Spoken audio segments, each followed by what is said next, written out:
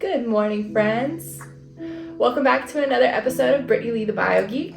I'm Brittany, and today I'm going to be covering the muscles of the leg. It's a beautiful Sunday here in Louisiana, and I honestly can't think of a better way to spend my Sunday than making really helpful anatomy videos for you guys. So in this video, I'm going to cover all of the muscles of the thigh. So we're talking about the adductors on the medial portion, the extensors on the anterior portion, those quadriceps. We'll cover the hamstrings on the posterior aspect, and we'll finish out with all of the muscles of the hip. I have a really simple way to remember those muscles, so let's get started.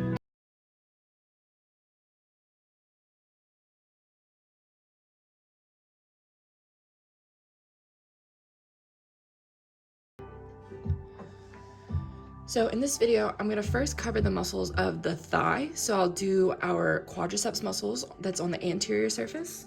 Then I'll cover our hamstrings, which are on the back, and then I'm going to cover the muscles of the hip and underneath the gluteus maximus.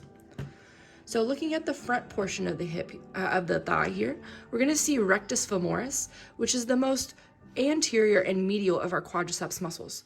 Now, our quadriceps muscles are a group of muscles on the thigh that are going to aid in extension of the knee joint. So rectus femoris sits in the center and anteriorly here. Now, if I remove rectus femoris, you can then see the three vastus muscles in all of their entirety. So now that I've removed rectus femoris here, you can see our vastus medialis here, which is going to sit on the big toe side, vastus intermedius, which will sit immediately under rectus femoris, and then vastus lateralis, which will sit on the pinky toe side. So rectus femoris, vastus medialis, vastus intermedius, and then vastus lateralis here. Now I'm going to rotate this over to look at the inner thigh. So on the inner thigh, you can see first the sartorius muscle. The sartorius muscle is one that's going to start on the anterior portion of the hip, and it's going to wrap around to the medial side of the inner thigh. I'm going to remove sartorius so we can start to view some of these deeper muscles of the inner thigh. Sitting right in the center here is going to be gracilis. Gracilis is the most medial of our inner thigh muscles. And if you notice, gracilis is going to split two muscle groups from each other. On the anterior or front side, we're going to have adductor longus, and on the posterior side back here, we're going to have adductor magnus.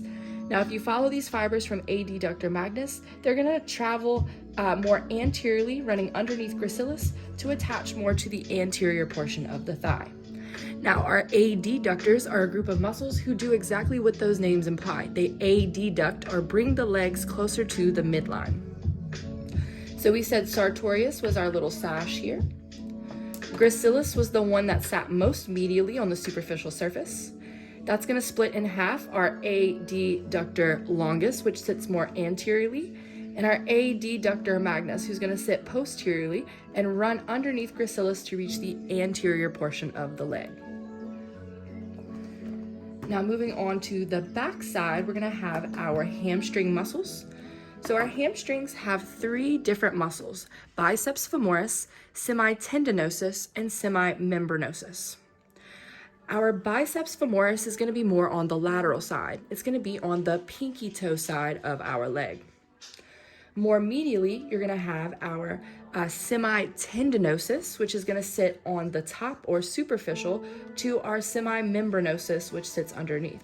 Now, if you're one of my Bio 115 students, you only have to know semitendinosus, that's superficial, not semimembranosus, which is on the deeper aspect of the back of the thigh.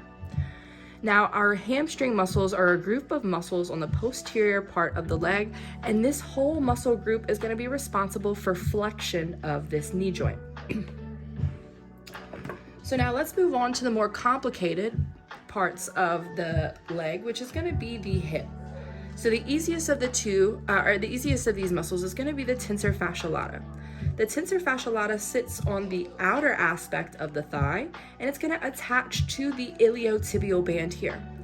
Contraction of this tensor fasciae lata muscle is going to cause tension on this iliotibial band and is going to abduct the leg.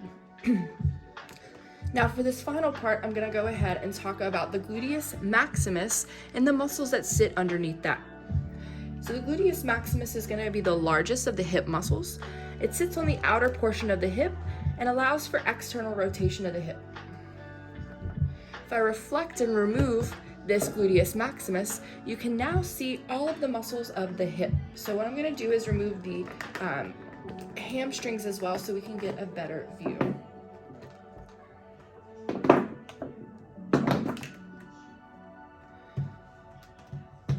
All right, so here we're looking at the muscles underneath gluteus maximus. Okay, these are going to be gluteus medius, piriformis, superior gemellus, obturator internus, inferior gemellus, and quadratus femoris. Now, I know I ran that through really quickly, but hear me out. There's a really simple way to keep these in order.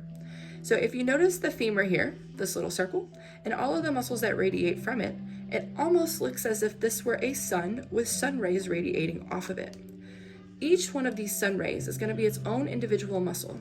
And the reason I'm able to recall these so rapidly is because I've simply put the first letter of the name of each of these muscles in order, and then I just run them back really quickly. So in order, we have G, P, S, O, I, Q. Now, if you're one of my Bio 115 students, you'll know that I say G, P, S, skip, I, Q, and it's because the obturator internus is not one of these muscles you have to identify. But if you put them really quickly in order, G is our gluteus medius, P is our piriformis, S is our superior gemellus, skip, or O is obturator internus, I, inferior gemellus, and then Q is quadratus femoris. So now that we've covered all of the muscles of the thigh and the hip, let's run them back really quickly and see how many we remember. All right, so let's run them back and see how many of these muscles we remember. Sitting most anteriorly on the front portion of the thigh, we're gonna have the rectus femoris, perfect.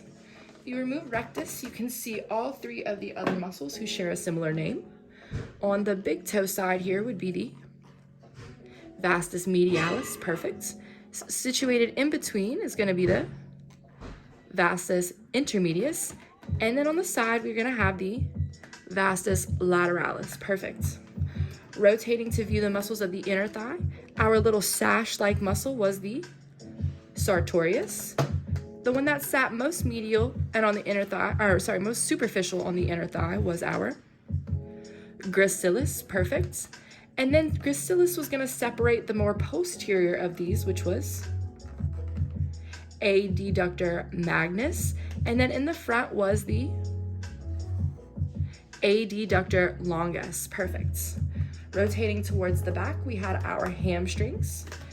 The most lateral of these was the biceps femoris, perfect. More medially on the superficial surface was semitendinosus, perfect. And then immediately underneath that, we had the semimembranosus, excellent. Rotating to the hip, we had the tensor fascia lata, right? That sat more anterior on the leg, anterior and lateral. The large muscle that everyone was familiar with was gluteus maximus, perfect. And then underneath that, we had our muscles. So real quick, what was those letters in order? G, P, S, O, I, Q, exactly, which would make this gluteus medius, piriformis, superior gemellus, obturator internus, inferior gemellus, quadratus femoris, perfect. Great job, guys. So thanks for watching. I hope y'all found this muscle video super helpful. I know those hip muscles tend to be a little difficult, but if you just put them in that order, G, P, S, O, I, Q, then you should have a really easy way to remember them moving forward. So thanks for stopping by and stay tuned for my next video where I cover all the muscles of the lower leg and the foot.